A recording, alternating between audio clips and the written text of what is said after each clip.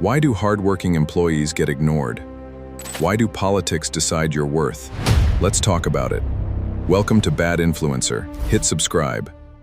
When you walk into the HR office to report a grievance or question a policy, who is the person sitting across from you actually serving? Are they there to protect you, the employee, or are they deployed to protect executive management? Most of us visualize HR's role like this balanced scale. We expect them to act as an objective judge. We build that expectation on three core tenets: fairness, strict confidentiality, and absolute consistency across all cases. But the workplace is rarely a sterile, perfectly balanced environment. When this expectation of absolute impartiality collides with the messy realities of corporate governance, the foundational trust required to keep a company functioning begins to break down.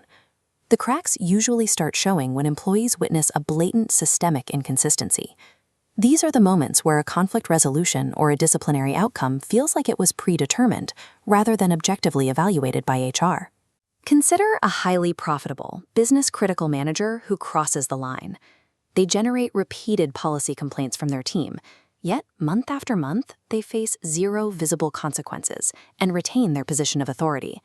Employees draw an immediate conclusion: financial performance carries more weight than personal accountability. But when a standard employee commits the same violation, the system reacts immediately. The rules apply, but only to those lacking organizational leverage. Whether leadership has some hidden, legitimate business logic for this discrepancy, or whether it's pure favoritism, doesn't actually matter in the end. The employee's perception becomes the operational reality, and organizational trust is devastated. To understand why this happens, we have to look at the structural reality of human resources. Human resources functions as a core business department, reporting to the same executives as finance or operations. Structurally, HR operates like this small gear. It is trapped within the teeth of a much larger machine, bound by the strategic direction and financial constraints set directly by senior executive leadership. The biggest organizational moves, structural reorganizations, budget allocations, workforce planning, and high-level terminations, do not happen in an HR vacuum. They mandate direct approval from the C-suite. What employees rarely see is that HR professionals frequently act as their unseen defenders. Behind closed doors, many HR teams advocate heavily for fair, equitable treatment and push back against biased disciplinary actions. But executive leadership holds the ultimate veto power. If an HR recommendation conflicts with an immediate business priority, like retaining a toxic but highly profitable sales director, leadership can and will override HR's counsel. This invisible power dynamic creates a dangerous trap for company culture. Employees feel betrayed by the outcome and direct all their anger at HR, completely unaware of the executive veto that actually forced the decision.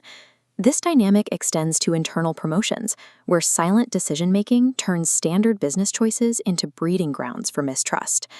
Imagine an employee who consistently exceeds all performance metrics, hits every target, and applies for a higher role. They are unexpectedly passed over for another candidate, and the only feedback they receive from leadership is a vague, generic rejection. Left in the dark, that employee makes a predictable psychological leap. They assume the selection process was rigged, driven entirely by internal politics and backroom influence rather than objective merit. This is the information void. When you remove clear data and transparent communication from a high-stakes decision, paranoia rushes in to fill the empty space. In many of these cases, leadership actually possesses legitimate, strategic reasons for choosing the other candidate. Perhaps they needed a specific technical skill the high performer lacked. But by failing to communicate that rationale, leadership effectively nullifies their own logic. When executives choose to hoard the reasoning behind critical decisions, they levy a direct tax on their own organization.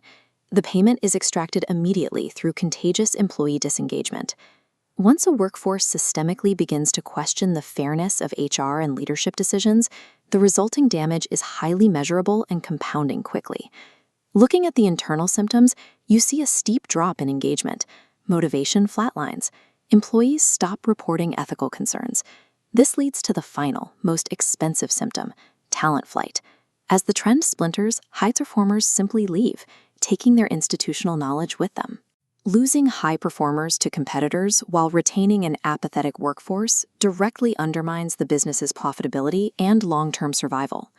Repairing the system depends on one achievable objective: rebuilding trust through rank-agnostic consistency. Organizations must commit to applying corporate policies equally to every single individual. The rules cannot bend based on a person's seniority, their job title, or how critical they are to the quarterly revenue targets. Leadership also has to close the information void. They must provide transparent, documented reasoning for their decisions. You can protect an individual's confidentiality while still communicating the broader logic driving a promotion or a strategic pivot. Finally, executives must bring HR into high-level strategic discussions early. By giving HR a seat at the table before decisions are finalized, organizations can identify and mitigate people-related risks before they become cultural disasters. Senior management will always hold the ultimate influence over how a company operates. That is the nature of business. But true organizational success, and the employee trust required to achieve it, only grows when that influence is exercised with unyielding transparency and ethical consistency.